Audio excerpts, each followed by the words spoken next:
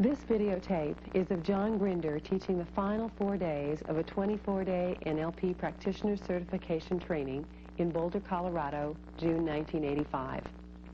In the previous 20 days of this training, participants have already learned all the basic practitioner-level NLP patterns and skills. John's job in this final 4 days is to help participants fully integrate these patterns and skills into their ongoing behavior. As John does this, at times he uses words and concepts which are richly meaningful to those who've been through this training, but may not be quite so meaningful to those without the background. For this reason, we're primarily recommending the videotape for those with some familiarity with NLP. NLP is the study of human excellence. It comes out of a discrepancy in my personal experience of being taught by my mother. So if you've got any complaints, you know who to direct your complaints to. Being taught by my mother that when I went to school, what I was going to get access to by going to school, this is the only way she could get me out the front door, was people who would teach me about people of excellence who had preceded me in my culture.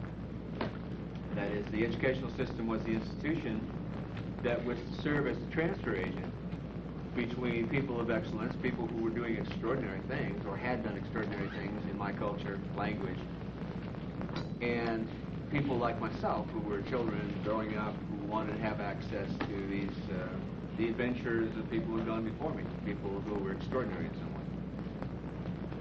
And I don't know what your experience was, but I know what mine was. So one way to think about this whole endeavor is it's my answer to that discrepancy. I was disappointed. There were some really fine exceptions to the disappointment that I experienced in the educational systems in this country, as well as some I've attended in other countries. But in general, it seemed to me that they were teaching mediocrity, and that people were using a statistical approach.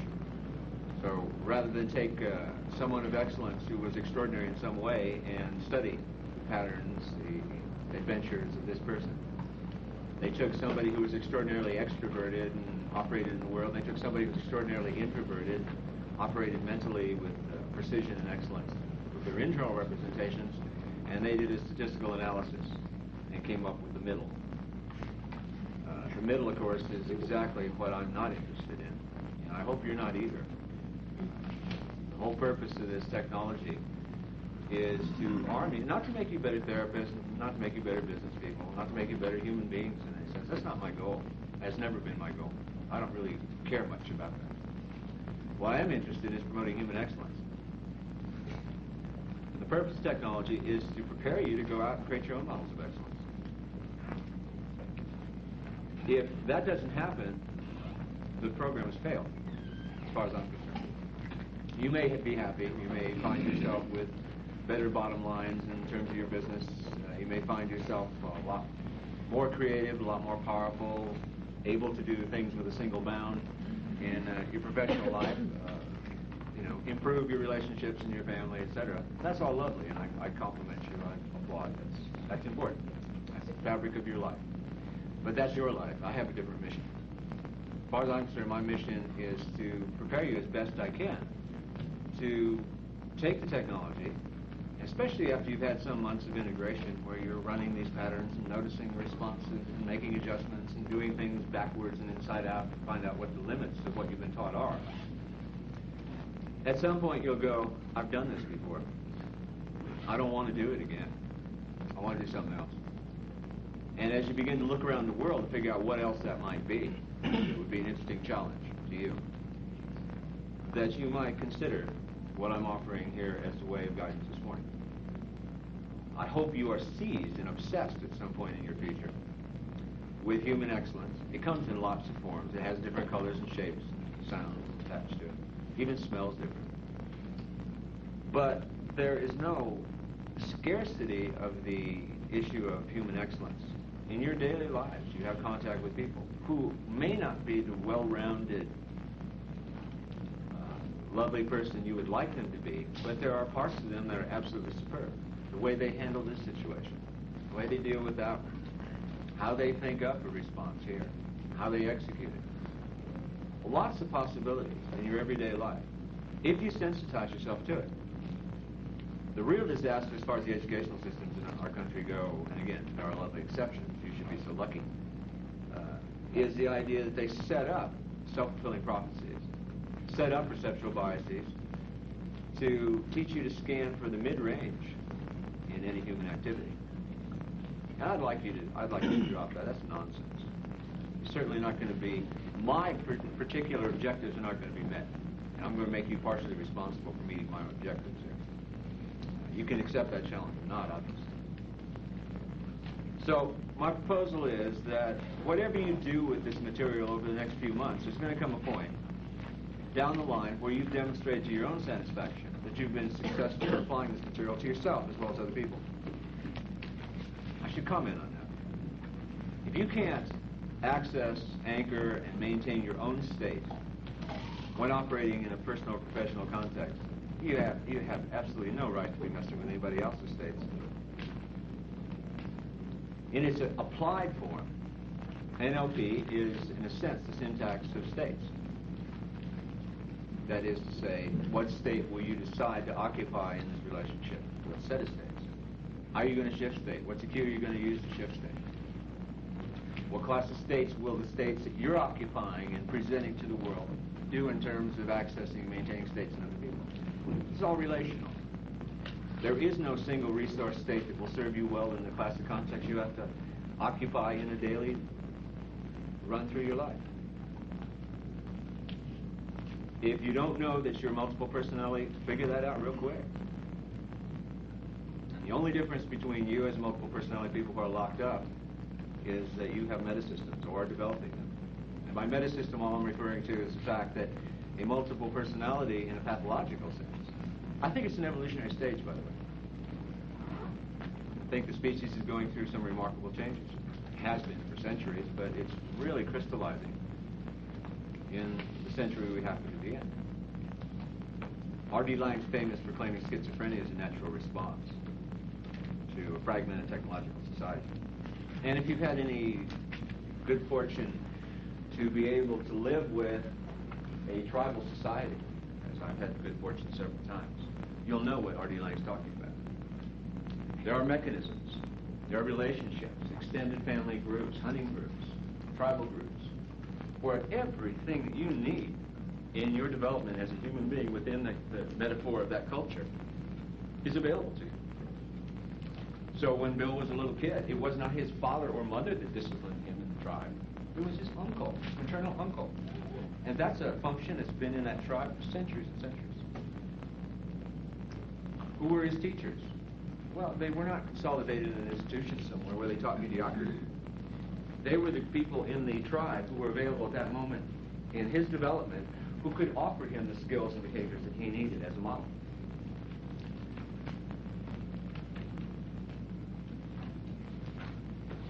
In a coherent culture, such as the ones you can find still in certain parts of the world, tribal in nature, fourth world, so-called fourth world countries, you're going to find all of those needs are available. There are functions available within the extended group, but not here. And so what happens here, we have to be a lot of the functions that are usually distributed in an extended network. So we become schizophrenic. But schizophrenia is not an adequate response. It's only two models. We need a lot more than just two models to operate. So we become multiple personalities. And as I started to say, there's only a couple of differences between me as a multiple personality and someone who's locked up for the pathology called multiple personality. And that is, a multiple personality in a pathological sense is someone who's under external stimulus control. An odor comes up, a voice quality occurs, a certain pattern of behavior operates in the environment. And suddenly that person, without any voluntary choice being involved, shifts to a different persona. And they're amnesic for what they were doing a moment ago, typically. And those are the only two differences. The locus of control, as far as which persona I offer to the world, is under my control. I have the choices. I can choose whichever one I believe to be appropriate for the context I'm operating in. So I maintain the choice within myself of which of those faces I will offer to the world. And the second thing is, while I'm known altogether too widely for being amnesic for lots of parts of my life. It's not a requirement. I can, if I choose, remember my experiences, whether I'm talking about travel experiences I had in East Africa, or what I ate for breakfast, the river rafting trip I went on the Arkansas River yesterday. The guy I was yesterday in the front of the boat and the guy I am today are really different. But I do have the ability to recall that experience and pull parts of it into this persona and use it. But those are the only two differences. Claiming multiple personality is simply an evolutionary stage. Some people get caught because of cultural values in the necessity of being consistent. What are you if you're consistent? Well, boring. Unless we play semantic games and go consistently flexible or consistently creative or something. But in general, consistency does imply that kind of experience. You also lose your status as a hunter if you become consistent. What's the difference between someone who's hunted and someone who's a hunter? Direction? Perhaps.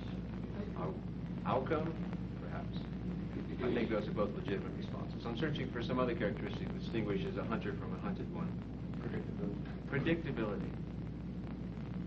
To be an effective hunter, you have to be able at any moment in time to tell me, if I'm your teacher, what part of the feeding, mating, seasonal cycle, the prey, that is your object, is in at that moment in time. So if we transfer the metaphor literally to the issues of hunting, as has been traditional in the culture, then if you're a good hunter, I can send you after any animal at any time of day or night, and you will know where they are and what they're doing and how to make the approach. And what enticements, stalking, what tracking is required to succeed as a hunter. If the way you approach your prey becomes predictable, you've just lost your status. Not only as a hunter, because you'll fail, but number two, you yourself become vulnerable to be hunted. And it doesn't matter how good you are at what you do if you're predictable. These are themes I wish to develop over the run we have together here. But the biggest challenge is the one I started with. I want you to take this material at some point in your future and go, enough of that, I know how to do this, I do it elegantly, I do it effectiveness, and I'm even efficient at it. I can get it done pretty quick. And you've savored it, and you've enjoyed your triumphs, and you recognize you're starting to repeat yourself. And at that point, then remember the invitation. And remember the technology that you've been armed with, prepared with, so that you can make your prey even excellent. And it's a hunt that enhances both the hunter and the huntee, and one which meets my objectives, which is why I'm talking to you this morning. Not for your objectives, but for mine. We'll get to your objectives in a moment. I want you to understand mine. There's a dovetailing of our objectives in the sense that that's what I want, and the easiest way that I know of for us to get to the point where you'll meet my objectives is for me to serve yours for a few days. There are holes in your education, in your background as far as what's happened here. Of necessity, there's a limited amount of time, energy, resources. I need to know about those. That's your part of the contract. My part of the contract is to deliver both what you want and, even more importantly, what I perceive you to need in terms of rounding out your education. A great deal of what we'll be doing here involves integration of skills that you've already been presented with, but maybe have not attached in some core way to your own behaviors. It may involve finding, for some of you, that you've already mastered it and integrated this class of skills, let's say anchoring skills, to the point where I have to take those choices away from you. It's a principle called stretch. And we've talked about this principle here, so you understand what I'm referring to. If you can, you may not. If you can't, you have to. And if goes a long way to keeping yourself alive as you go through life. Let's take language learning. There's a man who lives in Vancouver, British Columbia, who Guinness Book of Records has just verified is the world's most advanced polyglot that they've been able to find so far. He speaks 42 languages fluently. Exactly. Oh, God. 42 languages. More remarkable than that is the fact that he can go, let me give you an operational definition. Let's call first fluency a behaviorally defined competency whereby someone can speak with enough fluency in language X, not their native language, that native speakers of language X, in the contextual context of the culture, are comfortable talking with them. Let's call that first fluency. Roughly, you understand. Some of you have achieved it, some of you have dreamed about it. Some of you have done both. And this man can go from having no contact, written or auditory, with a language, to first fluency in 7 hours. Yeah, I agree, Chuck. I thought I was really good, and I claimed 72 for me. 7 hours. This guy, I'm not even in this guy's league. He's operating in another world. Which, of course, is an immediate signal to me I'm real interested. So you want to go to Germany next week? Well, take a couple of days off and learn the language. You'll enjoy your trip a lot more. By the way, notice that none of it, your associations, and this is the point of me talking about this, your associations with language learning are horrible. Why is it seen that all words in Spanish, German, and French mean the same thing? You know, they all mean the same thing. Because they all refer to the same experience. The experience is pressure on your ears and a corrugated cubicle like this.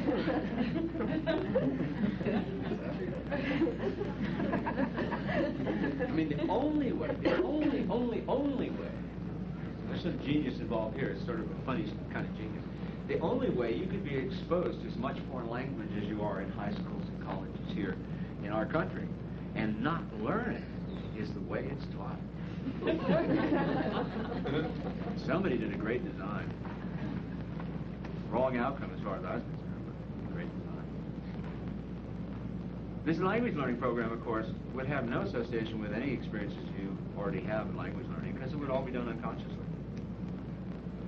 You cannot do something. I mean, there are generations and generations within this century of linguists, very competent ones. Some of the people I used to work with professionally when I was a pure linguist, whatever the hell that is, who are brilliant and who have succeeded in failing miserably, individually as well as in teams, in describing the syntax of a single human language. No such descriptions exist. There aren't even anything close to it. But this man can do it behaviorally, not cognitively. He doesn't know what the hell he's doing. Far too complex a situation to do cognitively. He can do it in 7 hours. Yep. As they say, the surfers and Seneca just say, that guy is stoking, dude. He is moving. And the demon states that he occupies are awesome. Demon states. Has that been mentioned to you? No. A prerequisite for genius is the ability to focus and delete most of your experience. If you think back to your moments of absolute focus, moments of personal excellence, you walk out of a situation, you've just done something superb. I mean, not just good, not even real good, superb. And somebody asks you, how the hell did you do that? How did you pull that? Your answer is, only one answer can come back if you're honest. The answer is, haven't got a clue. Have no idea what it is. And if you try and think about it later, all you do is go into a confusion state. What's going on? Well, one of the things that is characteristic of that moment of genius is the ability to focus so completely on the task at hand that you delete everything else, including reflexive consciousness. Where are you going to spend your 7 plus or minus 2 chunks of attention? Well, I'll tell you one thing. If you're going to spend part of it keeping track of what you're doing while you're trying to do it, it ain't going to work. Not like it could. If you could take and commit 100%. I've never modeled someone who I consider in the genius class who did not have that characteristic. It's almost a prerequisite. And notice what's going on is you're giving up conscious analysis. If you have to reduce your learning to that trickle, that linear trickle that goes through verbal language and consciousness, you can be a long time learning things. If you have the ability to switch gears, and I'm not saying that there's no place for conscious analysis. It's a powerful, powerful tool. It's over-contextualized in our culture. It's used where it shouldn't be used. A lot of places. But if you have the choice of throwing that switch and going to that focused state, where unconscious learning, behavioral competency is the objective, I bet you can do what Pauline looks. It's going to take some tuning out. It's going to take teaching you some skills. But I'll just bet you can do as well as he can do. I'm going to. I invite you to join me. I don't know how to do that yet. I'm going to find out. That's what NLP is about, for me. You have to make your own decisions to how it fits in your life, the niches you've occupied, or start switching niches, however you want to think about it. Well, that's what I'm interested in. That's what I'm doing here in Boulder. I said NLP, for me personally, as one of the creators of it, has recoded itself in recent years to the syntax of states. What are the class of states that you can choose to occupy in which sequence in order to accomplish certain specified tasks? It's like change. You can only resist change if you recognize it consciously. Whether it's organizational change or personal change. It's going on all the time. The only ones you resist are the ones that are called to your attention. That's why I really have a strong value system that says that conscious mind activity in the class of organizational personal change is a dire mistake. It's like the language learning program. It's probably the only way it won't happen. It's like a therapist's office. It's the least likely place for change to occur. The classroom, the least likely place for learning to occur. The conference room, the least likely place for a good contract to occur. Those things are always done somewhere else and then formalized, if they're done well. If you really try to do them in those contexts, you have problems. So I would encourage you to use the self-hypnosis patterns, meditation, other avenues that you've explored, whether it's sketching with your non-dominant hand. There's lots of avenues into it. And the particular objective you have in using all states is to build your own flexibility. That is, you can switch states, and you can switch states with precision and with no residue. Notion of separator state, are you familiar with that terminology? That's like an anteroom between two states, right? A connecting corridor. You go through that separator state because you do not want to contaminate either one of the pure states that you have. There was a woman with me in Bali when we were playing gamelan together. Gamelan is there's lots of different kinds of gamelan. Gamelan means orchestra in Balinese. And usually a full gamelan is 40 to 50 guys playing with such precision, it's unbelievable. But there are smaller versions of it. One is a gundar, which is a special kind of gamelan. It's like a xylophone affair. It has bamboo resonant chambers with metal keys, brass usually, hung across the top of them, so when you strike them with a hammer or mallet of some sort, it echoes, so you get different tones, both from the quality of the metal, the brass, as well as the characteristics of the echo chamber, the resonating cavity, the bamboo. Fine instrument. In Balinese music, as opposed to Western piano, on the gundar, your right hand is your rhythm hand, and your left hand plays melody, does the soloing. I had an accomplished pianist in my group who looked at that after all those years. it was important for her to have some way to keep those worlds separate. Just like learning a language, by the way. The problem with our language programs is that we're not taught to speak or understand language. We're taught to translate. What? Translate.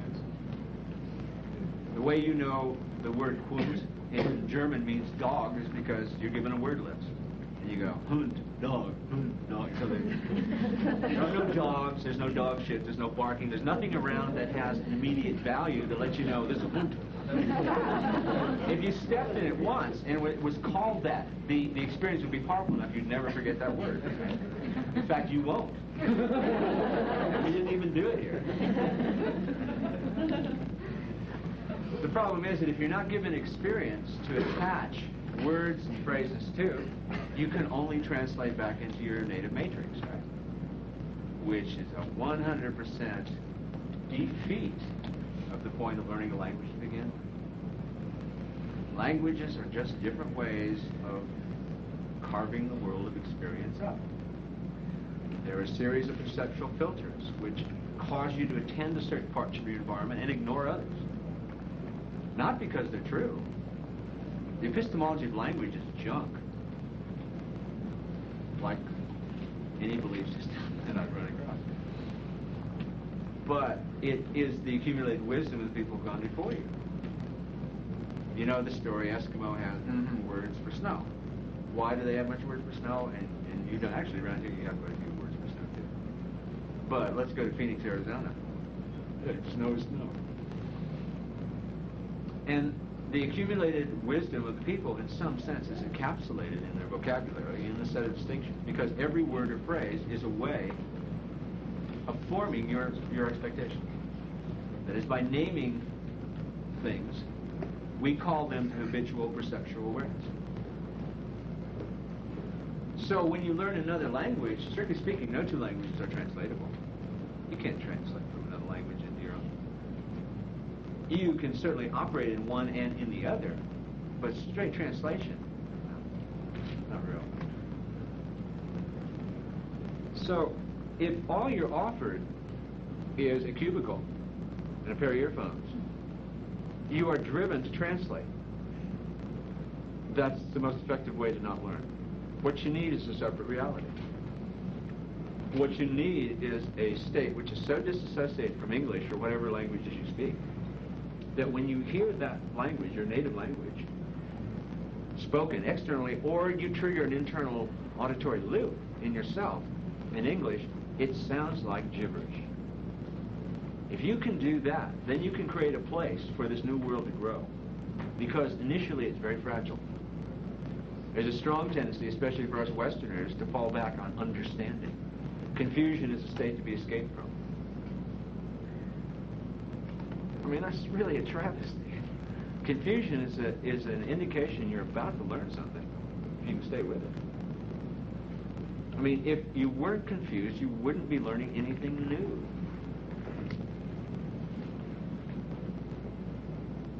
If all you were doing were pigeonholing new experiences into old categories, all you're doing is making more concrete the perceptual biases, the distortions, which you have found useful in the past. And they may make them useful in the present, but in the future you're going to die. The Peter principle is a demonstration that business understands this principle and don't have a clue what to do about it. I mean, the Peter principle is formulated half humorously and half seriously as you're always promoted beyond your competency, right? That's a really unuseful representation. There's another formulation of it that is useful, however, that says every time you change context, internal or external, whether you're promoted from sales rep, leading sales rep in the region to sales manager, or you're moved from director of personnel to executive vice president in charge of planning, whatever change you make requires a complete review, renovation in terms of the class of strategies you're going to employ. Can't be done consciously, by the way. Impossible. If you prove me wrong, I'd be interested. I don't think you can do it consciously. So the Peter principle really should be formulated something like that. That is, whenever you change, go back and review for yourself using altered states would be a very powerful way. Because you've got to be willing to give up your successes, because those are the most dangerous part of your experience. You succeed, you tend to confirm what you already believe. That gets confirmed a couple of times. You're one superstitious man or woman. You start wearing the same shirt, the same shoes, the same tie, and those special contracts you really need to close. And you go through certain ritualistic behaviors which are so deeply embedded in your behavior, you don't even know they're ritualistic. Nothing wrong with ritual as long as it stays alive. As soon as it gets ossified, as soon as you have orthodoxy, you're in trouble.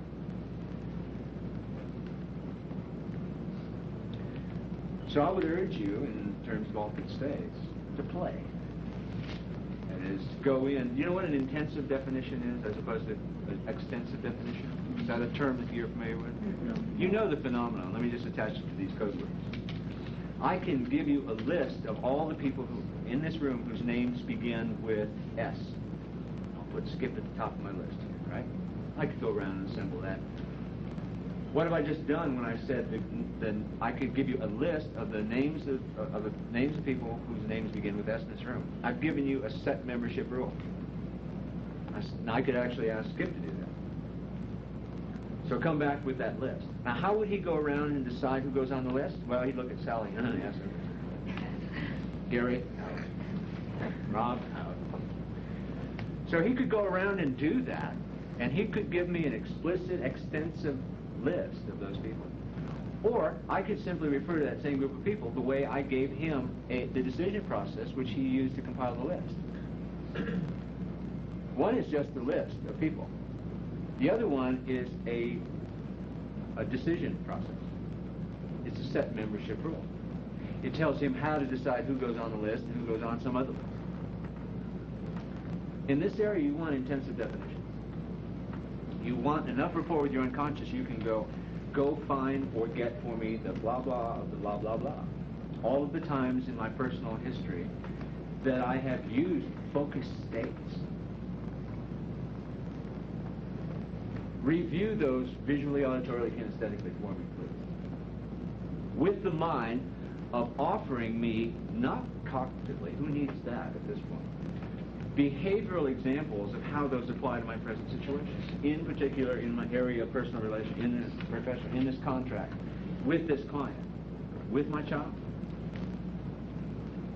So that you bring from your personal history exactly that class of resources and bring them to bear in present situations. Notice that you can't go back and list those experiences right now, but you can't ask for them using an intentional definition. The unconscious is quite good if you're precise about your intentional definitions of seeking and finding and making those things available. Then you can anchor it when it occurs in your behavior, self-anchoring, right? Then you can go after some other set of altered states. The times when you were attentive, completely attentive to someone else. Fully connected with this other person. And you didn't understand a single word that they said. A content-free state of attentiveness. You know how powerful that is? This gentleman, and I assume there are other people, raise your hands if it's true, are fluent in languages other than English. How many people are? Okay, but look around, get your hands up nice and high. Now, sometime have a conversation with them. A 3-minute conversation in which they speak any other language than the one you understand. And your task is to be so fully attentive at the end of it, you can tell them what they were talking about. And how are you going to know that? By their body movements, by the voice fluctuations, the tone, the timbre, tempo qualities. And the other criterion is that Jirka, in this case, if he were to talk to me now in some language that I don't understand for 3 minutes, would have at every moment in that conversation a sense of absolute connectedness between us, even though I was understanding absolutely nothing he said. Verbally. So there's focus states, second class of states, content-free states of attentiveness. Then you take that, you got a little anchor for it, right? Because it occurred in your behavior, as you requested. And now you directly apply it to, quote, problematic situations you have. You come and tell me what happened. It'll make a big, big difference. So the issue here is play. And in particular, playing with the full cooperation and resourcefulness of your unconscious in terms of seeking out certain classes of states and then applying them to your situation and finding out what the effects are. Pick something you can't do.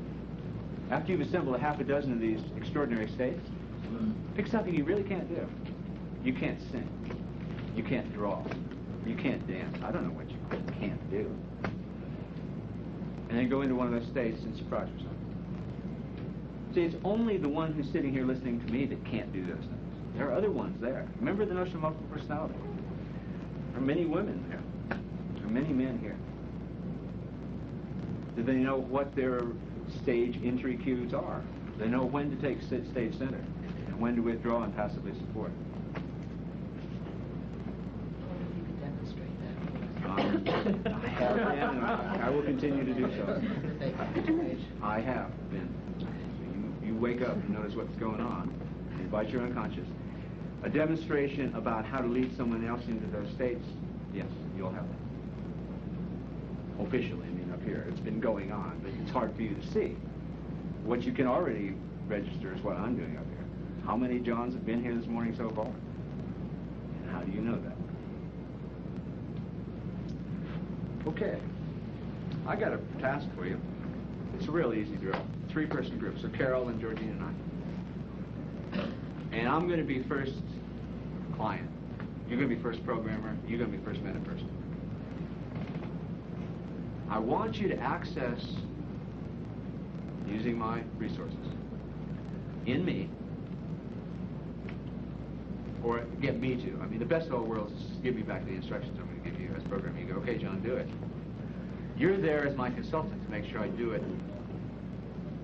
with full strength, full vigor, all the resources. I want you to go after and find, help me find within my own personal history, even if you have to create it, 2 most powerful learning states that I can find. One may be, in my vernacular, curiosity and playfulness, some mix of those 2. Another may be focus and determination. I don't know. They can have, the names are not important, the states are. You can proceed by any of the mechanisms you played with already. You can start to teach me something, and when you see I'm really getting it, you could anchor it. You could do it by metaphor. You could tell me a story. You haven't been, quote, instructed in metaphor. That's part of the request that I've gotten so far. But certainly you can think of examples which have the elements I'm talking about, where somebody succeeded at doing something by learning at an accelerated rate. Something. Notice whether it changed. No, by the way, there's a rule here. If you use verbalization as any part of this exercise or any other exercise that I run, all verbal communications must be considered unverified rumor until they lead to a detectable physiological stage shift. As you can tell me to become resourceful, and it may work. I may have the resources so immediately available I can become what you've asked. On the other hand, your job in any verbal communication is 2 steps. You deliver the verbalization, and as you do so, and you continue after the verbalization stops, you're scanning with full attentiveness externally to discover whether I make a physiological shift. And if it's in the direction which you guess, and it is a guess on your part, is the direction that you were inviting me to go. You can give me feedback. Hey, you call that resourceful? Show me unresourceful then so I can find some difference. You can be provocative in that way. You can be warm and genuine and supportive. Now, I know you can do better. Blah, blah, blah, blah. You can stand on your head. I don't really give a damn what you do. Except you've got to be able to verify by your own sensory experience that I did what you requested verbally. Notice you can skip all this if you don't do anything verbally. How could you do this exercise non-verbally? Only. Larry? Think about that, huh? Well, what did I do with you a few moments ago, James? Adjusted my posture. I adjusted his posture. He was thinking. Thinking means his head goes out like this. So I invited him to think in a different posture, and your thoughts changed. So you could do it directly by body movement.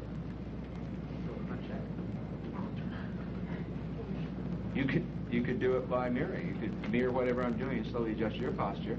And if you're occupying my consciousness enough by some nonsense babbling, serious nonsense though, then you can get me into a body posture without touching me, which may at least give me some...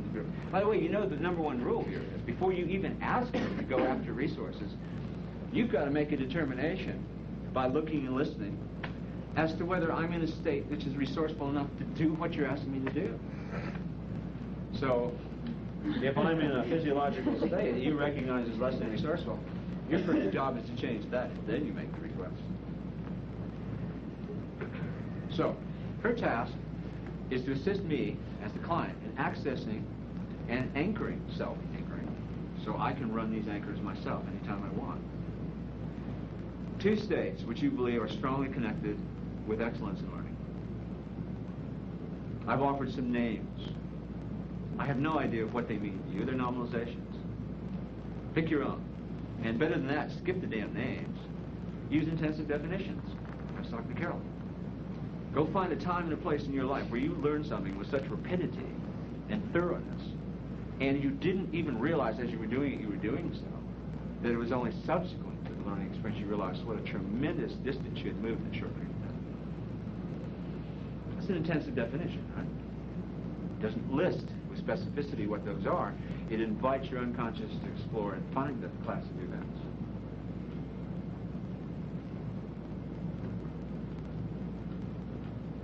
I would anchor me as I'm anchoring myself. So you make the worst case would be the verbal approach, the one I just gave you. Anything else is preferable, by the way. If you want to use words, okay, but you have that extra requirement to verify state shifts. When you're satisfied that I look and sound like I'm in one of those states, you've been provocative or supportive, I don't care how, but you make that determination. Then anchor it, make sure I anchor. Critical I anchor. And that's all. Now, you can verify the quality of your work with Carol. So there's state A and state B or something, I don't know. You ever see the Doc Savage movie? I mean, where every time he looked at the camera, little stars came out of his eyes? Something in that area, some sensory grounded representation lets you know something important is going on with the resourceful. Then Carol's sitting there, and what's Carol's function?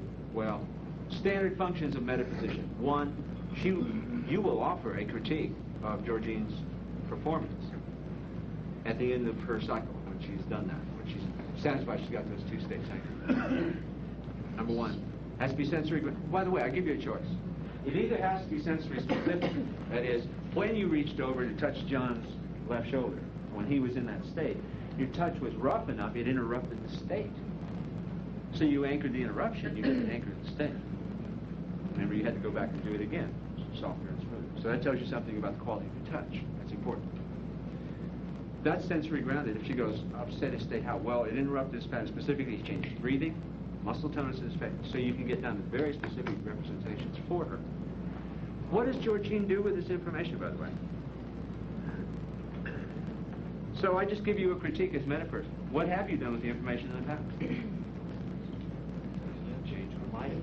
How do you do that? You change your behavior. How do you change your behavior? All you got was words. What do you do with them? They won't change your behavior in that form, that's for sure. Future facing. Future facing. What does that mean, future facing? Make a new representation of how it will be different. Or do it again. Or do it again. So best of all worlds, you just do it again. Second best of all worlds, you do it again here at high speed. As you go back. So Carol says to me, when you reached over to anchor Georgine on the knee, your touch was rough enough that it interrupted. And I go, now I back up my visual, my auditory, and my kinesthetic tapes to remember the specific point she's talking about in the interaction. And now I realize, yeah, I leaned forward, I actually lost balance. I fell forward on her knee. It wasn't intent. So, but I didn't notice it then and do something else. You had to critique it later. So what I do is I back up to the point just before I make the less than optimal move. And now in all representations, with the same specificity that the original experience is stored, I store right alongside it a branch point. That is, everything went nice, we're going along, and now here's this thing that happens right here, which is not optimal. So I create a branch point at that point. I dream through it again. And this time, my touch is, and so I continue along here, and she gives me another critique of a thing that happened in this line. But it could also have happened here. Or I go back here, and I figure, okay, the other way I could have done is not use tactile anchoring at all. I couldn't change my force. So I dream through the optimal variations on the thing that was not optimal. And if I, quote, dream through it, I'm talking about rerunning video, audio, and kinesthetic tapes.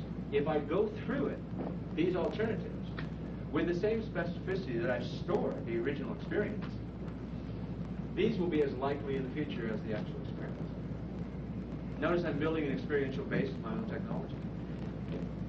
You know the stories at Arizona State University where they took half the team and had them shoot free throws from the floor and the other half shot them from the stands.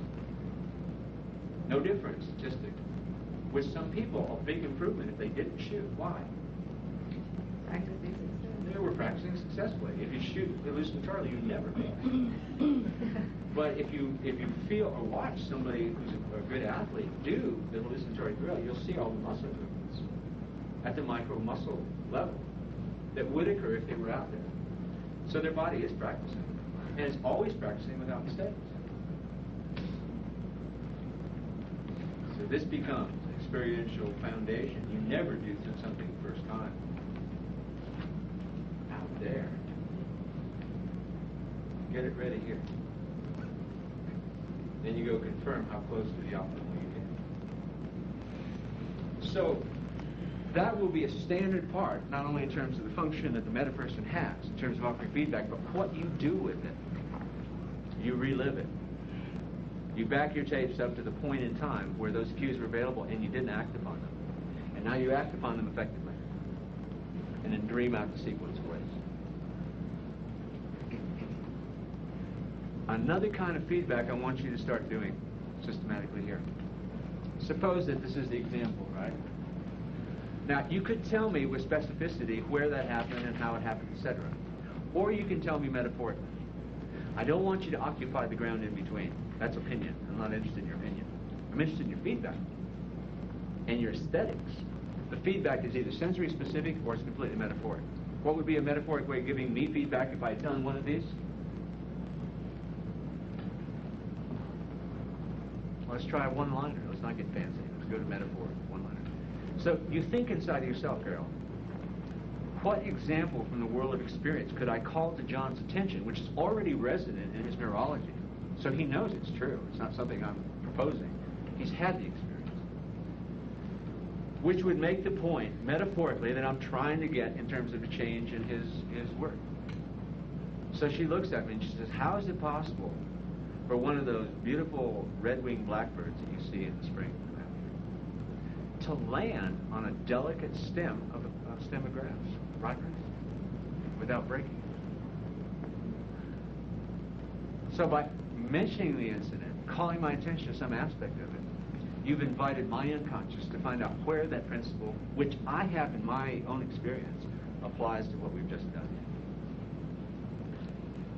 So I'd like you to give two classes of feedback, sensory grounded, and by the way, it's only sensory grounded if the person who it's directed to can find the incidents in their tapes. So you may have to work harder at it than I'm proposing here. And then at the end of the sensory grounded, where I confirm, yes, thank you, Carol, I've found where that goes. Let me set it up. Shall I go back and do it? Okay, I got it. And now you offer me the metaphoric stuff. Or one or the other.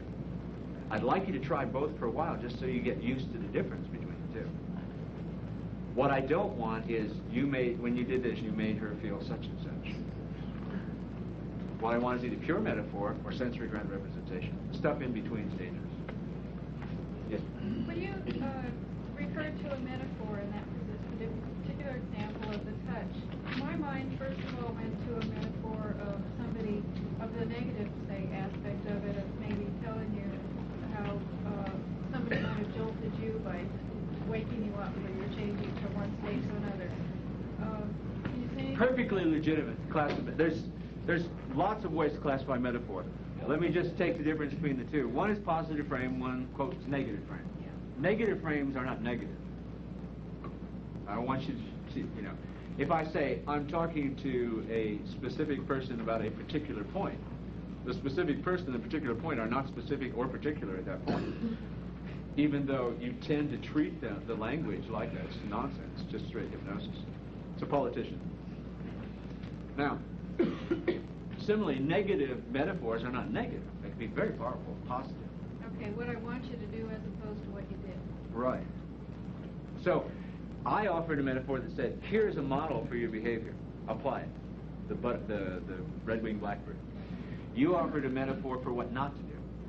By implication, you're inviting the person to shift that class of behavior to something that's more efficacious. And you in particular have mentioned a negative consequence of the way they're proceeding. This helps them actually to identify where in the sequence they should take their tapes back to. Perfectly legitimate. And again, there is one rule I didn't mention. After you've offered the sensory-grounded representations as a metaperson, feedback, you are available to refine them until the person who they're directed to accesses the point in time where you're referring to and makes their adjustments. That's part of your responsibility. However, when you offer the metaphor, whether it's this frame, the one Barbara's offering, or the one I offered, you may not discuss it. You never explain a metaphor that robs it exactly of the point of it. A metaphor is an invitation to the other person's unconscious to participate in the strongest possible way in making sense out of the situation. And it is insulting to explain a metaphor, not only to them, but to you. Because I want you to become more and more artistic about this. And you know, for example, if you can take a fine piece of poetry or writing and subject it to a literary analysis and tear it to shreds so there's nothing left. Leave it in its form. Backtrack the exercise. 3-person exercise. I'm going to give you roughly 15 minutes. I'll make adjustments as I go around monitoring what's going on. A client whose task it is to find and anchor so that they have voluntary access to 2 accelerated learning states of excellence. A programmer, an operator, who does the minimum consistent with the client getting their outcome. I'm an anarchist. That's the only function government has, is doing the minimum necessary to get the community outcome. That's your job. But it is your job. So if I claim I can do it by myself and I sit here and do it by myself, you've got to verify I did. That's why I want you to anchor the same states I'm anchoring. So later in the day, you're going to wander over and go, how you doing, Daniel? Well, you know, and make sure that you get the state shift that was present when you first did the anchor, or I did the anchor, however you want to think about it. And Carol, feedback, she's my representative in the group. I may walk right up and go, what's she doing? What's that got to do with it? And you now have to understand the structure of the instructions now to be able to tell me whether what she's doing is or is not relevant. If it's relevant, then my applause. If it's not, then I'm going to talk to you about her relevancy. Because you're my representative in that group. I want you to take that seat. By the way, it's the best learning position. You get to sit back and watch and listen to a dance or a song. What's the song? What's the dance? Make sure resonant properties, there's a great estimate. And metaphor in the sense of your metaphoric feedback and sensory-driven feedback. So those are your responsibilities as metaphors. Being nice in this group, in terms of exercises, is insulting. If you take each other seriously, you will insist on performances outside the expectations of the person who's performing.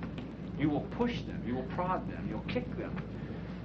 You'll smother them with affection as you drag them toward the targets. I don't care how you do it. But by God, insist on more than what you're getting. That's always a good rule.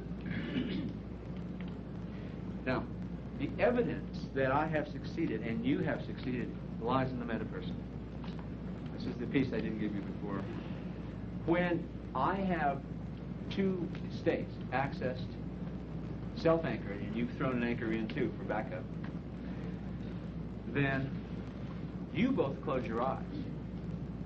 You've both been watching. You've calibrated my states, right? You both close your eyes.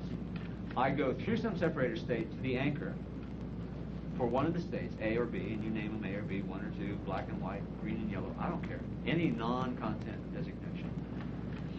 I go in, I don't tell you which state I'm going to access, but I hit that anchor and I go into the state that's automatically associated with that anchor. And I go, yes. And you hear me say yes, you open your eyes, and you individually hold up one or two fingers as to whether it was first or second state, A or B, black or white, green or red, however you designate that. I want you to independently verify at the sensory level that you can recognize the state I've gone into. That's a demonstration that I have indeed self-anchored. You can verify it externally by calibration. You want these separate, you don't want them stacked? No, I don't want them stacked. I want them kept separate because I'm going to have you play with the difference between the two. Now, suppose we run into the case where I go, okay, close your eyes, and I hit it. And you come back and you go, it's A, and I go, no, it was B. No. Use your anchor. You've got one set up for the state I tried to get to, right? So you hit that anchor and see if it works. It may be just internal to my own self-anchoring mechanisms. If you can both verify by your sensory experience that your anchor worked, then you can transfer the anchor to me. You can hold me in the state. Then retest it. I want you to do quality work. I want you to have the sense of leisure in doing this 15-minute exercise per person. Myself skiing, which is great on the ski slope, but I don't particularly want to feel myself skiing with you. Right. So I don't know what's going on, and that's happening consistently for 4 months. Okay. Anyone want to address the? I'd rather group resource respond, and then I'll offer anything that I don't hear you offering. So how do you help her make sense out of this, and more specifically and more usefully? So what can she do, either in instructing her operators or adjusting her internal strategies, so she doesn't have the difficulty? Do you understand the issue? By the way, let me back that off. Before I ask for a response, here's Evelyn. She's available for questions. There's a really strong tendency in our culture, the metaphor in managerial practice, to characterize the difference between the Japanese managerial systems and the American managerial systems is American managers. The metaphor is ready, fire, aim, aim, aim, aim, right? And the Japanese go ready, aim, aim, aim, aim, aim. They don't have to fire. They close on the target directly by a group process, which is fascinating. Which, by the way, was originally inspired by an American who went to Japan because in the 30s he couldn't get his theories attended to here in the States. At any rate. What are your questions of Evelyn in order to make a useful response to what she's offering? Is the picture not connected with the feeling at all? Like, you maybe immediately get the picture, but you never go to the feeling state? No, the whole thing comes back up. As a single gestalt. Right. Okay. She even has auditory there. She's Right. I get the whole thing. the whole thing. So it's an intact portrait. Good question. That's an important. If that weren't true, the intervention would be different than if it were true. Did you say so what? So why? So what is... No. He said so why. So do why? Oh, I'm so do sorry. Just say Okay, so there's another example of the same phenomenon. We got an epidemic. So, Wait. You didn't. I didn't understand last part. You get. So I go. Remember a time when you were balanced, your body was fluid, you had the sense of control over your own situation, and maybe there was some excitement, blah blah blah. And she goes to skiing, some crazy place y'all ski. And I'm after the kinesthetics, right? That's what she's asked me to help her sort. She wants that same resource state, kinesthetically defined, to transfer to another context. Yes. And so I'm watching like a hawk, and I see her go into the state, and I reach over and I anchor it. Now, later when I use that anchor, she goes back to the image and the sounds and the feelings, etc. Okay, so good question. What's wrong with that is I'm skiing instead of listening to him. Listen when? You're supposed to be skiing. No, I only want to ski on the ski slope or when I'm daydreaming. The purpose, I thought, of the exercise is to anchor in a feeling state that I can transfer to other situations. What happens is I transfer the whole thing to other situations. Well, I've been doing that too. And it isn't By the way, it's not real helpful.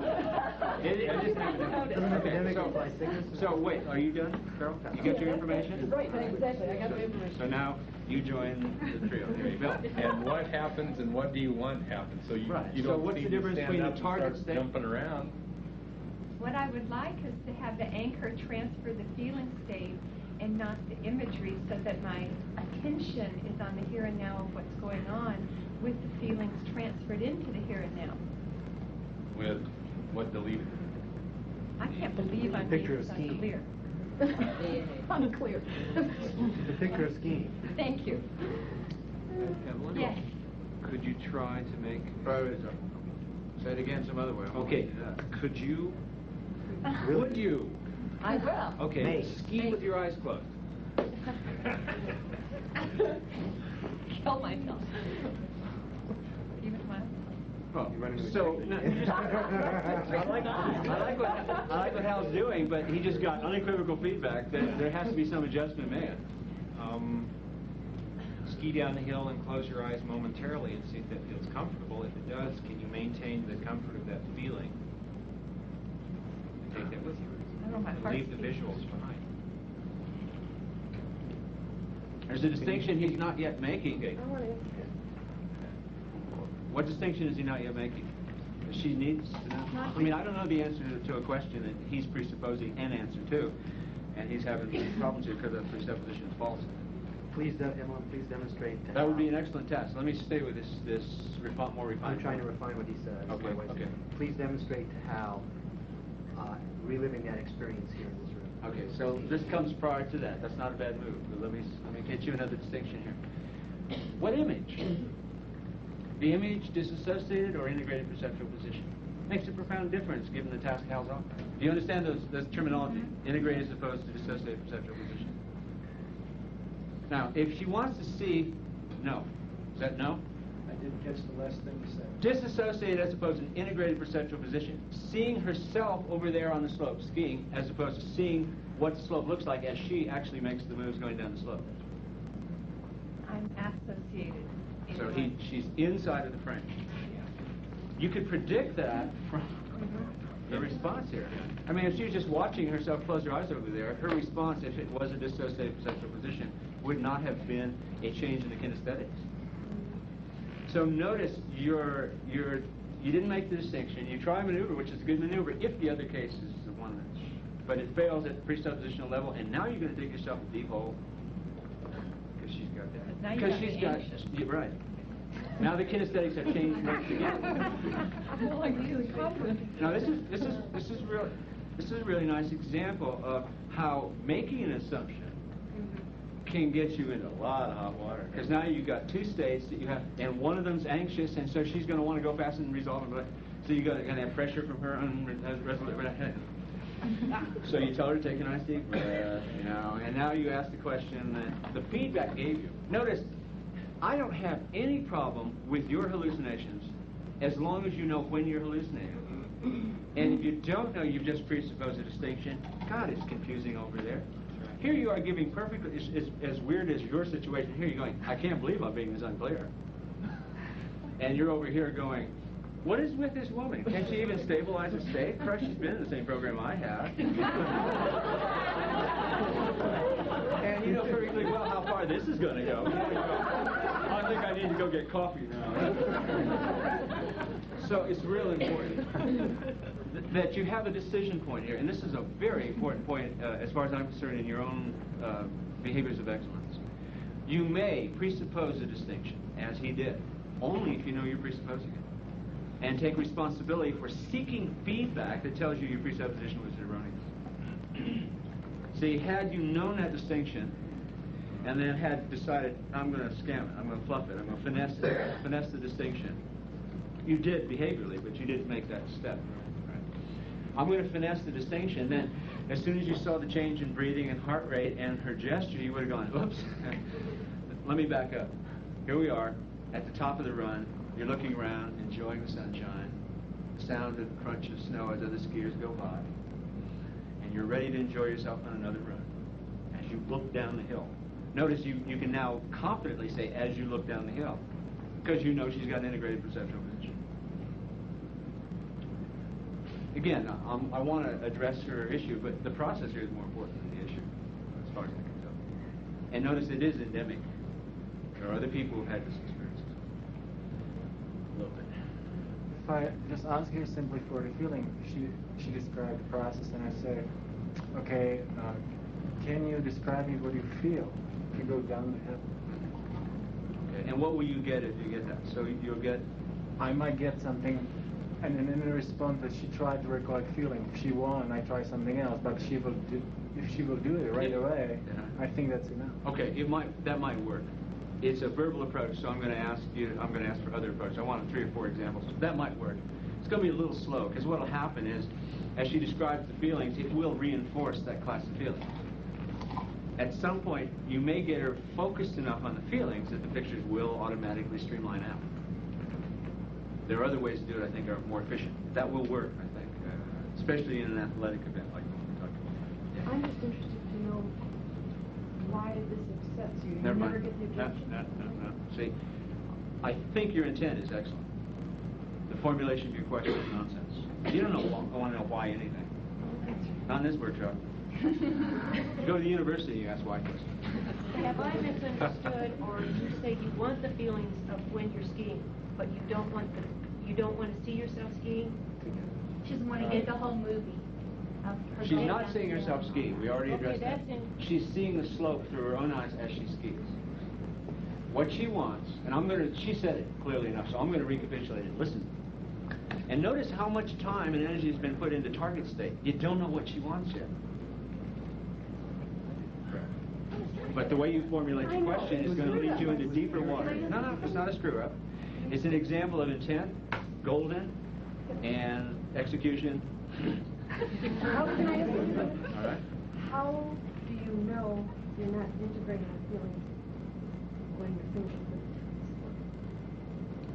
I have integrated the feelings. The feelings are integrated in the four picture quadruples or whatever they call it. Four tuples. What I'd like is to be able to transfer the feeling into a new situation, the feeling, without the visual and the auditory. And that does not happen. No, the whole thing together. Everybody know this magical ritualistic formula code? This is called the 4-tuple. The 4-tuple is a obscure, arcane way of referring to a symbolic representation for experience. We're building models, right?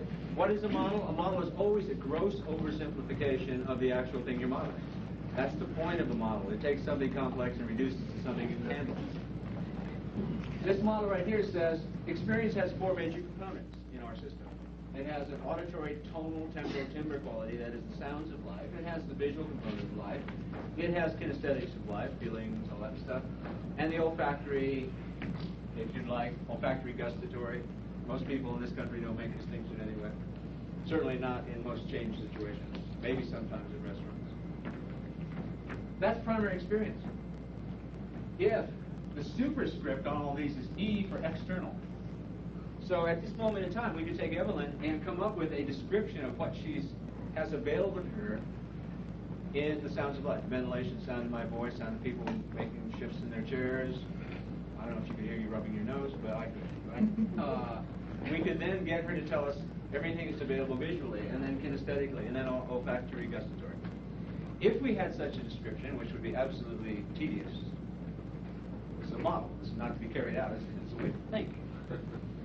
If we had that, we would have an instantaneous description of her experience, Evelyn's experience at time t, I, whatever time it is. That's primary experience. Now, if we take and remove all of these E for external, right? Then we can go back and put I's in here. That's for internal. We could explore her internal experience in the sounds, the sights, the feelings, the tastes, the smells of life as available internal for her. Notice all this is primary experience. There's this funny thing sticking outside here that I keep trying to draw you away from since your backgrounds keep pushing you into it, which is a purely symbolic system. This is language. A to B, auditory, digital. The languages that you speak. Symbolic codes you use for expressing yourself verbally. English and other languages. By the way, this is the menu. This is the meal. Don't eat the menu. Eat the meal. It's a lot more nutritious. You won't have certain other problems with it either. What is she saying when she gives us the information? She says somebody comes along and elicits, accesses with her resources a description which she can call skiing. That's the name of this. What she wants to do is to take this piece of it, leaving the other components behind, or at least out of awareness. And she wants to insert it into a new learning situation where her sensitivity to sound is external, her visual, her attention as far as the visual parts of life is also external. These are not figuring largely in the situation, so we can leave them blank at this point. But she wants to transfer the kinesthetic internal of this state to a new four-tuple called learning. We have now formulated her target state with precision. Enough precision to operate on it anyway. Notice what I said here. I said you would never actually fill in these descriptions. But notice this is a way of thinking. This is a way of formulating your own understandings of the situation. Not that you would now force them off on someone who's in the boardroom or in the therapy room or in the classroom, but as a way of staying oriented toward target state yourself. That is to make your behavior relevant and at some point elegant. Because moving with elegance towards something means moving with economy. You don't thrash around. Move with precision. A dancer's move. What's the dance? This is part of the background of the dance. It's the score. The dancer knows. Notice dancers don't get out and hand out the score. They get out and they dance. And if they're good, they elicit in you the same representations they're trying to portray. All right. So we've got this much. This is the target state, and she's confirmed it. You haven't noticed. She goes, yeah, that's it. Now, do you understand the present situation?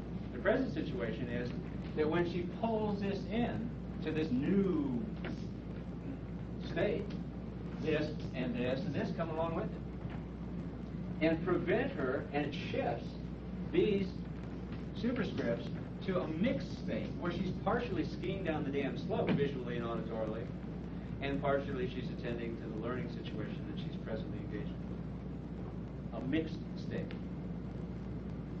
Is that a good representation of your situation as well? I'm not sure, but what I heard Ellen say originally is, and the distinction that I want to make is, she talked about firing the anchor. And when the anchor is fired on me, that's when I go to all four of those. Right. I'm not sure if I take them to a new state called learning or not. I don't know what that means. I don't relate to that right now, so I don't understand what you mean. Okay, I don't need you to understand. I'm asking you. You said the same thing happens to me. Yeah. What was the same part? The same part was that when someone fires off the anchor, right, I go through the whole experience, not just the feeling. Right. Okay, so all four things. Is there anybody for whom that is not true?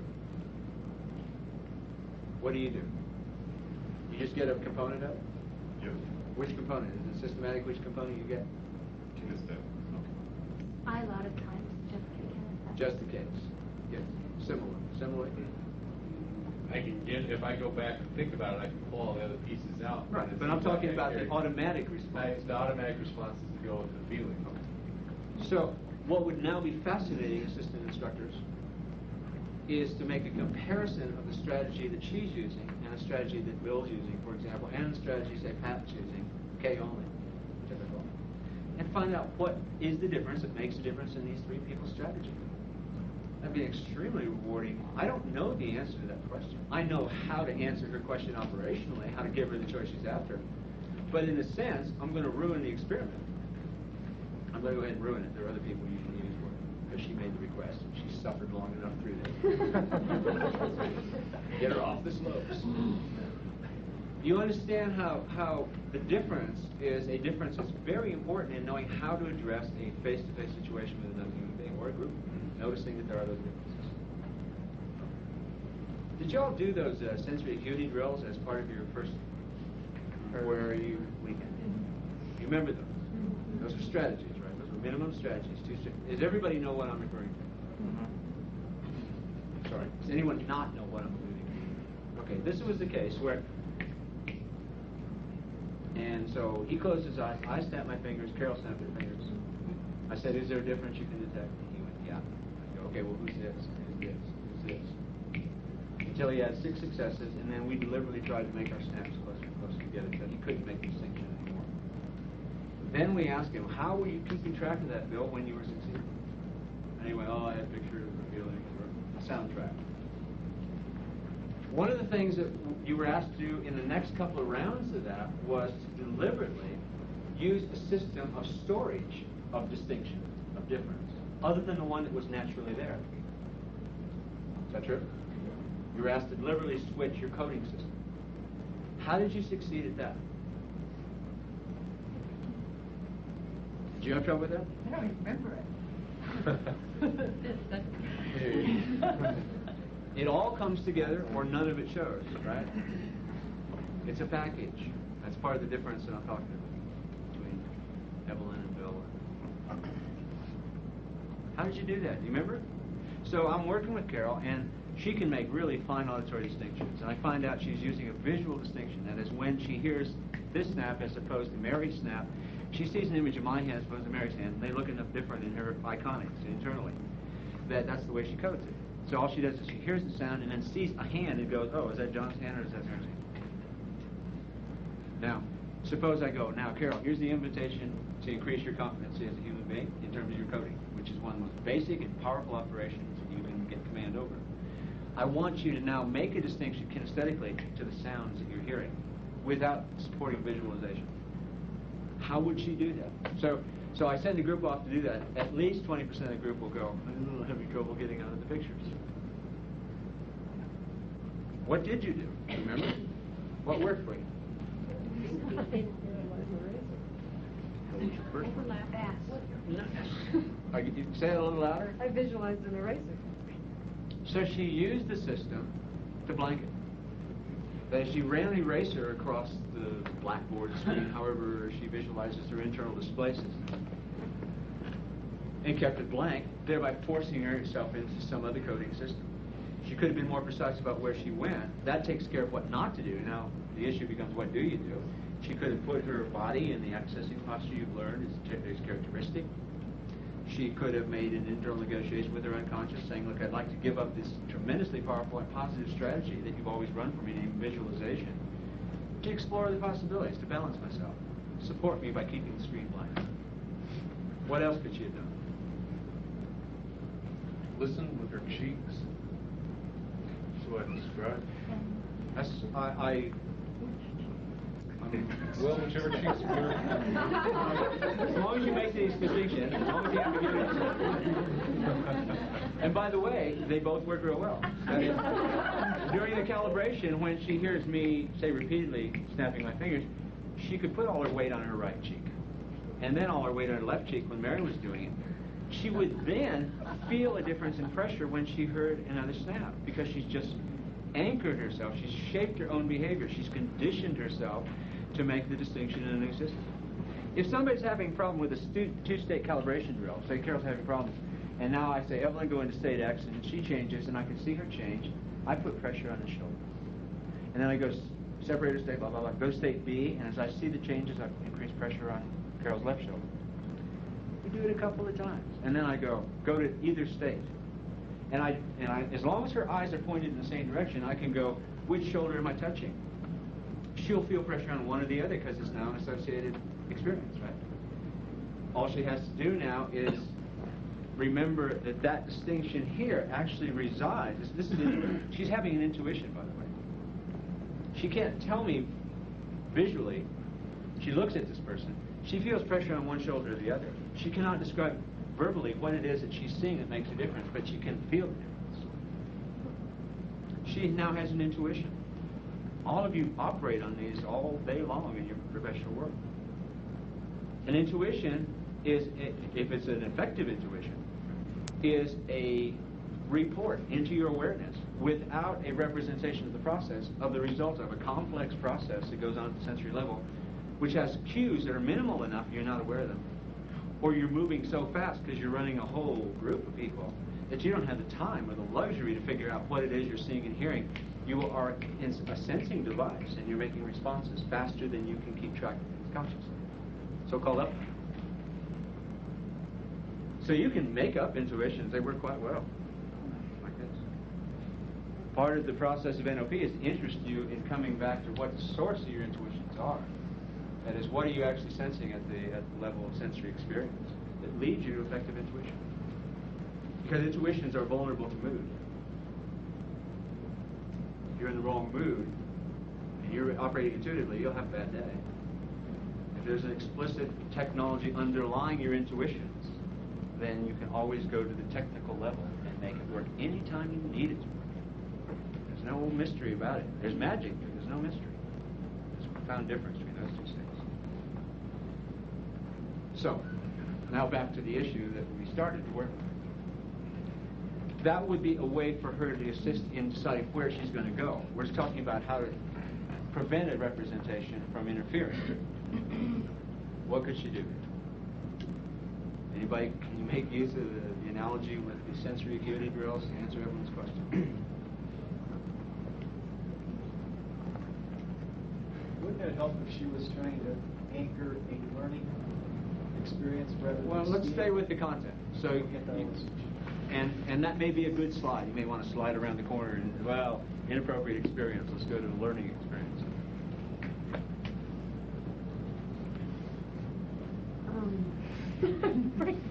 Maybe this is too easy. Anchoring. Maybe I'm asking a question too elementary. Go ahead. Let me try one more. Can I ask you to anchor just the feeling? Okay. How would she anchor just the feeling? Like we did in the book. Wipe the screen. Put earmuffs on. Put earmuffs on. Like Fine. Or fill the system with something. So have her pick not anything out of the steam portrait, but a visual and, say, an auditory component. Maybe exquisite silence, or maybe the sound of a running brook, softly in the background.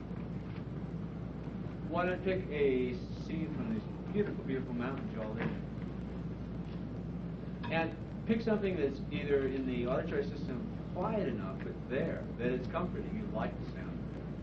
And something sort of big enough in scope visually that you can put me or wherever you're learning from right in the foreground and still appreciate the beauty of the background. That is, why not anchor the individual components? Why not go get a visual of the mountains and an auditory of a nice stream that runs down the mountains? And hold those constant while you bring the feeling in.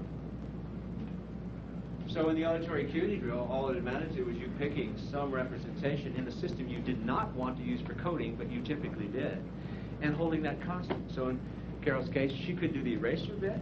That's a sophisticated move on her part visually. Less sophisticated people would respond easier to the instruction of holding an image of their favorite sunset. And as long as that visual image was stabilized, they could not use it for coding. Therefore, they would force themselves into coding in any other system. Then the discussion about how to get into other specific systems becomes appropriate. But we have used the previous experience here to answer your question. Do you understand how to proceed? Okay. So I've selected for Evelyn not to teach her how to instruct somebody in doing for her what's going to be done, but how to adjust her own internal competency so that she can accept input from a greater number of people. You don't always have the luxury of teaching somebody how to interact with you. They ought to know better anyway, but some people don't. Len. So what will stop Evelyn then from having this huge mountain when she wants to learn?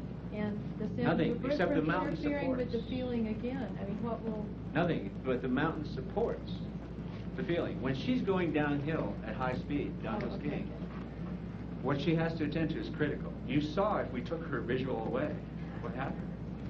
So you've got to find something that supports. In a sense, it bridges the context. And it's not always... Notice I gave you some well-formulated conditions for how to select it. That's going to be highly individualistic. If you did that mountain scene with me, that would be horrible, because I'm a technical climber. I immediately start looking for the most aesthetic line on one of the faces that I have in my visual image, right? And I won't hear or see anything else. Looks like a layback there, and maybe a 5-10 move across. across that. So I'm completely wrapped up in it. So there is no content I can give you which will always work, but there are principles of construction that are far more important than that. I don't think I understand how to put this into practice. In other words, for me, when the anchor is fired, the pictures and the sound You decide bring back which the feeling. You decide which component of you want. I want the feeling, but if I don't So see you those pictures, feel. I don't get it. How do you know that? You've never had it any other way, right? Well, that's true. Yeah. So hey, So what a new door to walk through. So I'm saying I don't understand. You say And I'm get this giving you the picture, get mechanical this, instructions. And then fire the anchor. I'm giving you the mechanical instructions now. So what you would choose, Richard, is to take a visual and an auditory you think would support the state you want to move to. And then Hold those constant. Then invite the person to hit the anchor.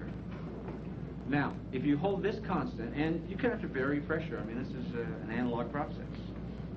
You may, the images of, say, skiing in Evelyn's case, may start to intrude. Well, she pushes harder on the anchor that gives her the state that she wants to maintain. So you're leaving open and free this component, and you're holding constant these. Now try that. I'm not saying it's going to work. I'm saying I would like you to have the experience of discovering what happens when you do that. Now, if that doesn't work, suppose he comes back down and says that doesn't work. What are your moves? Oh, he already gave you the move. I've never had feelings in a reaccess that didn't come through images and sounds. That's an impoverished state for this guy. It's so impoverished he doesn't know it's impoverished. It's a natural way of life. Right. I've been happy all these years. You can get better? Now you can tell me I'm going to be happier? Such the deal, right? What is the level of intervention that then you would make based on that comment that he made? I've never had except through. What's he telling you when he tells you that? He has a hardwired strategy. That is, in memory tasks, he gets the feelings, the kinesthetics, through the other systems. What about teaching him to go direct? What about teaching her to go direct? That's an alternative. That is, she could hold constant the picture of the weeping willow next to the babbling brook and get up and physically move her body through certain movements that are characteristic of skiing or aikido or wherever the kinesthetics of balance and resourcefulness that she wishes to transfer the learning experience would be. Notice, you are essentially you're mastering your own experience. You're getting very close when you have that set of choices to creating your own experience. That's a very different experience than most people have of the way they go through their life. It has choices of extreme richness. Any of you who have discovered that you do go after certain parts of your experience through other systems, applause to you. And now the question becomes, on my part, what else can you do? You never give up the choice that you already have, but you augment it with alternative ways of accomplishing the same set of things. Other comments or questions about especially this is a really useful exchange. I appreciate you all playing the parts you play here. Yeah. So thinking about if you were to take her and kind of like this hypnotic language thing, like as you see the mountain, see the season, etc., it causes you to have a particular feeling to have, you anchor it, and then do the same thing auditorially, etc. Stack anchors, when you end up, could you not get, like you said, you're going to get a feeling in conjunction with the feeling or sound? Can you not get the feeling just pure with that anchor, that's the point? You could erase those other ones doing it that way? You could. Erasing is not. You'll get a mix. You'll get an integration. It's an important issue about anchoring. If you have state A resonant in someone and then you anchor state B, and now you hit and hold both anchors, the most basic change, what's it called? Collapse realities, collapse knees, collapse shoulders, whatever you call it. The collapse drill. Collapse two experiences drill, right? I'm not trying to collapse, I'm trying to stack. I know. Well, what do you mean by stacking? Like you said, you're going to have a four-tuple representation of some experience. Right. And if we want to have the feeling to stay constant or to be able to be reproduced, if we get... Okay, stacking in that sense, I understand. Yeah. Okay. So one of the things is I'm making a more general point, let me reply to you. If I have A and B, and I hit A and B, If they're roughly of equal intensity, or I regulate my touch by feedback so that they are experienced roughly the same intensity, they'll integrate. And the person will have an A plus B state. And everything in between. Multiple choices, lots of choices in that kind of integration. If, however, one is much stronger or more intense than the other, it'll kick the other one out. It'll simply replace it. It won't be an integration. It'll be an alternation of states. That's why even with two states of roughly the same, seriously different intensity, I can regulate by pressure how much of one is, you're cooking, right? This is recipe done. Oh, a pinch of salt, but I need a lot of milk here, but then, you know, I'll put a little more herb in here, whatever. So you really are by feedback. I mean, have you ever asked a good cook to teach you how to cook something you'd like to learn to cook? Well, I'll tell you, you're in for a surprise. You go, it's like asking a really good dance teacher, how many counts are there in this part of the dance? It's a single piece of work. You don't chunk it down like that. A cook will tell you, oh, you add a little salt. You go, well, quarter teaspoon? Well, you add to taste. And good cooks don't have fixed measurements because even the ingredients vary in strength. And this is how they tell. You all know that. Stuff you really cook well, you don't have a set recipe for it. You have the basic ingredients, but you vary those. Sometimes you even forget, or you substitute something else. The way you know it works is right here on the tip of your tongue, literally. Okay, so now to the stat thing. You're asking, won't the view of the mountain drag in the response to the mountain kinesthetically? Yeah, sure will. That's why it's important to pick four tuples that will support as background something that you wish to put in the foreground of the four tuple. In a transfer case like we're working here. She's building a resource state for learning. She knows exactly what the kinesthetics are that she wants. The particular visuals and auditories that go along with it naturally, skiing, are antithetical to the learning environment. So she picks replacements for those, which she can anchor and hold, which do have feelings connected with them, but they're more general, they're less intense. They are supportive of the general movement that she's trying to create for herself. So the response that she makes, which is, for most people, they feel soothed by the sound of a stream going by. That'll be supportive, kinesthetically, of what she's trying to do, the balanced, resourceful, alert state. You can be soothed and alert at the same time. You can put that in the background. Now, I don't know whether that's true or not, but I know it's true for her. Because I just said it, she verified it, right? So you may have to fish a bit to find out what's appropriate. In a group of this size, the more you have the person do, the less work it's going to be for you, and the more efficient and elegant the whole thing's going to be. That's true more generally in this group, but in this group in particular, since you're roughly the same background experience with respect to technology, enjoy watching one of your mates here do something which you can learn from. And then you can go back and go, Chuck, you could then go, okay, so Evelyn, how did you pick a mountain scene? Well, it's a thing I've seen a lot. It's a positive association for me kinesthetically, but the feelings are not particularly intense, so they will support the more intense feelings I'm getting out of that sense of speed, balance, and so resourcefulness I get in skiing. All right.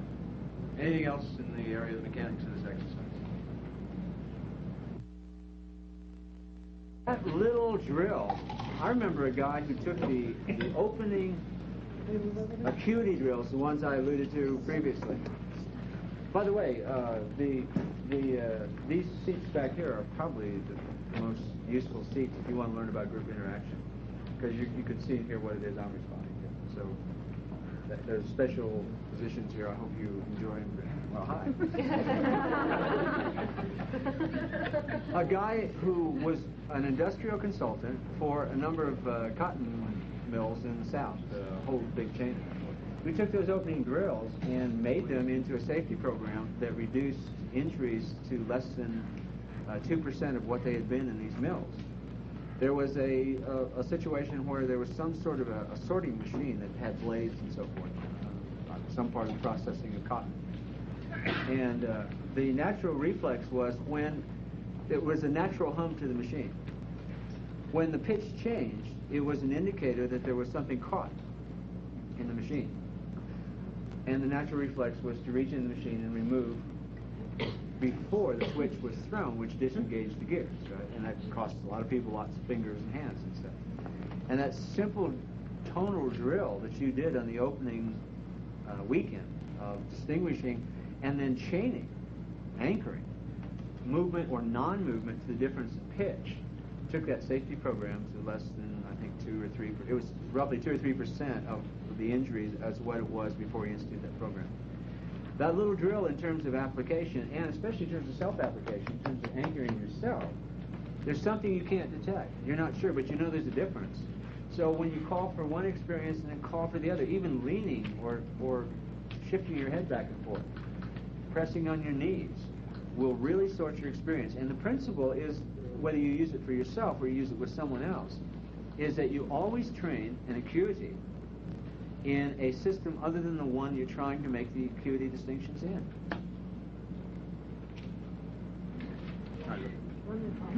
Minimal cues in the group. What the hell is he talking about now? It's a visual distinction that he's after. So he cues himself to the difference tactily. If it's an I want to teach you to hear voice tone shifts. What happens around the word but in English language, sentences of English language? The tone shifts. Anybody not noticed that before? Has that been part of your training? Yes. So that was already brought into the training. No. Margaret, would you say a sentence that has a but somewhere in the center of it? And make it relevant to your own experience. I would like to go to the movies, but I'm not sure I will. All right. And Rob, could you offer me one? I'd like to get as much out of the training, but we only have 7 days. Yes.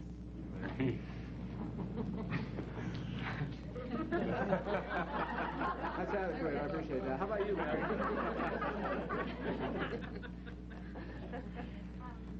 I'd like to go to Aspen, but I'll probably just stay home. Okay. And what was common about, you're listening to tone, I hope, you were cued. Well, there was a tonal shift in each case, right? And if you ask those people, or you produce the sentence yourself, unless you try not to, you will always have one. What's that an indication of? Sorting is going on. I like his answer. Other people are using words like discount. Careful. There's a value judgment attached to that. This is descriptive. A person is sorting themselves. That is, the part that is producing the verbalizations and the physiology before the but is a different part of that person than the one that's producing the tones and the visual, the tones and what is visual to you, namely their physiology after the but. Now you can drag in certain claims like discounting, and there's a good basis for claiming that's discounting. But translates to and not. Easy piece of linguistic evidence. Who speaks German here? So if the first half of the sentence has a negation in it, as opposed to the first half sentence doesn't have a negation in it, there's a different word, both of which translate into but in English. And what are they? Aber und. So if I go, ich bin hier, aber ich würde gern irgendwo, as opposed to ich bin hier nicht or ich bin hier niemals. What goes in there? Aber? Doch. What's the word that goes in there? I heard it. Sondern. Right? Sondern. So even linguistic evidence, and it translates and not. So but in English translates X and not. So you know the phenomena of getting yes but. You know the effect it has on yourself. Now suddenly, if you had never heard tonal shifts before, a whole world of possibility opens up. That is, you can listen around this pivot word in English, but, and hear different tonal shifts. So there's a training program already available there. Now if I wanted to train Sue real quickly and she had not heard that distinction, how would I train her? Using the principle I was just talking about. Or you can say it out loud, as long as you mutter it. You might as well say it. Have her sorted visually. Have her sorted in either one of the other major input systems, right? So I could say sentences like, yeah, I really want to go to the show, but I'm not sure how I'm going to arrange for the finances or the time or whatever. Or I could cue her tactily. That is, so she holds her forearm up like a barometer, and I tap up here while this voice quality tone is going on, and then at the butt I go down here and I talk. I tap down here. Notice that you can use your submodality work to know how to set up a natural overlap between the systems. That is, you don't want to go like this and then go like this. Right. It even though it's not happening to you. So that's a well-formless condition on how you do those things. That is, how you choose how to use any other major input system to train somebody to make a distinction in any other input system. You would never use voice to train somebody to hear tonal distinctions as the marking system. You have to have it there as a display system so someone can hear the difference while you're marking it tactily or visually. What is the submodality, though? I mean, can Like. you use words rather than for tonal differences, like So up and down? you could describe up and down. Yeah, Is that enough of a difference, or should it really be in another rep system? Well, let me say it this way. You always want to operate as close to experience as possible, because that's where learning occurs. If you offer people symbolic representations, they have to translate them into their experience. So there's an efficiency and an elegance to using direct experience as a teaching device, as opposed to using words. And that's a justification for the claim I'm going to insist on here, that I'd like you to constantly strive to use primary experience as your route of communication as opposed to symbolic. The other problem, of course, is that unless you're very sensory specific in your symbolic representation linguistically, you're operating as a politician must. That is, you're providing a verbal Rorschach onto which the constituency will hallucinate their own needs. And you will arrive at understandings out there that are as varied as the number of people sitting in the room, at least. And that's quite appropriate in some contexts. In other, doing a group like this, I've got to be able to produce fluff and deliver it in such a congruent manner that every one of you know I'm talking to a point in your personal life. I can do that, and I can use symbolic systems in a valued way, as opposed to what I caught many of you doing here, a barrage of words hoping that will stimulate some response over there. And that's the difference between a one-on-one and a group situation.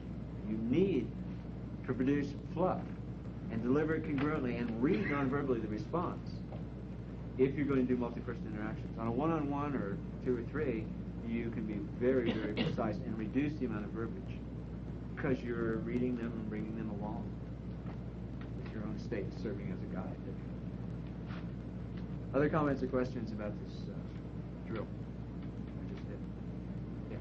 I found sometimes I had difficulty, as I often do, when it seems like the two states weren't really clearly sorted. For you internally or reading externally? Reading it externally. Okay, that reminds me, I think it happened with Shirley, right? Is that your name, Shirley? Okay. When Shirley was a client, I happened to fall into her group over here in the corner. And they were going through making sure that there was a distinction, and there was some indication from the meta person that there wasn't as much a distinction as they hoped for. I proposed the following rule. In a group where you're working with someone who's roughly as resourceful and as experienced as you all are, you're all in the same Hari, you're Hari mates, you're in the same moiety here, roughly the same experiential competencies, that if she congruently, Shirley, tells me, if I can't see any difference or hear any difference between the two states, but she tells me there's a profound difference, and she can sense it, and she could, if required, offer behavior that flows from one state as opposed to the other, and she's congruent in that representation, I accept that. And I make a note now that I need work on my sensory acuity. Make the statement that someone's hard to read a spur to refining your own sensory apparatus. Go find the best poker player in Boulder and sit there until you can read him or her. I wouldn't get in the game too soon. I would sit on the outside and observe until I was pretty sure if I wanted to get in the game or not. But assume as an operating principle that anytime you can't make a distinction, there's only two possibilities. One, there isn't one there. And now you can use congruity in a peer relationship like this to know whether that's true or not. Shirley was quite congruent. So I invited the people to take that as a comment upon their sensory acuity. The more general rule when you're using it outside of a peer group like this situation is that if you can't see or hear a distinction, there isn't one, unless the person with full congruity can represent that view. And you don't bother to anchor unless there's a distinction, because how would you know if you got it back later? So those are the important issues around that There is no upper limit, as far as I can find so far, about how precise and acute, how refined your sensory apparatus can become. There are special communities within the larger community of Boulder and other places that you come from who could offer you a tremendous education. The blind population in terms of auditory acuity, the deaf population in terms of visual acuity. I have a sister who's legally deaf. She's at Baudette, Washington, D.C. She's many, many years younger. I'm afraid to figure out how many. I'm the oldest of 9. She's the youngest of 9. So there's a big spread. My metaphor is in that conga right there. It's my current passion. I'm becoming an African drummer. She shows up at my house, never had any drumming lesson, and masters 3 of the most complex rhythms within about 20 minutes. Why? Watch her eyes. She has a lifetime of using those eyes to secure information about other person's movements, in terms of lip reading, in terms of their body language, which she's had to develop because she didn't have access to a certain class of experience. Is that a good way to train ourselves? I think it's a lovely experience, whether you think about it as training or in the sense of refining your own apparatus or coming to an appreciation of what another person's world model has to be if they have made compensations because of a neurological insult of some sort. But I could almost feel her eyes on my hands as I was playing these rhythms, and it came through her body so quickly. Those people with those special situations that they have to address in a sighted and hearing world have developed compensatory mechanisms which should give you the flavor of what I'm trying to express when I say I don't know of any upper limits on what you can learn to do. It has happened a dozen times in the group already that I have done or touched or said something which people could tell you if we were playing testimonial was so precise about something about their personal life, their personal situation. I don't know how I know those things, but I don't have any doubt that those are accurate. And the ability, the more refined your sensory apparatus become, the more sensitized and responsive you're going to become to what are considered, quote, psychic phenomena by most people. That's not to say there aren't psychic phenomena of value. It's to say that until you know what you're getting through your sensory apparatus and refine that, there's not a lot of hope for you to sort out other channels.